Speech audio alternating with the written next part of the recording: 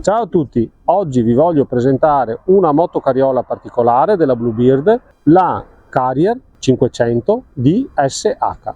Allora, questa macchina pesa 250 kg, è una macchina estremamente robusta, ma perché? Perché ha l'impianto idraulico che gli consente anche di fare lo svuotamento del cassone attraverso il meccanismo idraulico e quindi non manuale come hanno molte di queste motocarriole. Ha un cassone tutto chiuso, quindi va bene per il trasporto sia del materiale solido ma anche eventualmente di materiale liquido. I cingoli hanno una forma particolare, sono stati studiati in questo modo per riuscire anche ad andare sopra a dei dislivelli, anche a degli scalini.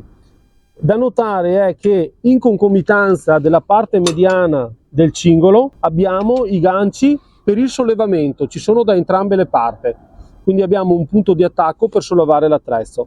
Il motore è a benzina da 6,5 cavalli, la capacità di carico è di 500 kg e per quanto riguarda l'avanzamento abbiamo la possibilità di avere un cambio meccanico a 6 marce, quindi 6 in avanti e 2 indietro, con la selezione della lenta e veloce. Questa macchina è destinata a diversi tipi di utenti, chi ha intanto anche delle pendenze e quindi vuole trasportare che ne so, della legna, o chi ha anche un'azienda edilizia e deve trasportare dei mattoni e deve andare sopra il camion attraverso le rampe, ma gli usi possono essere ben più ampi.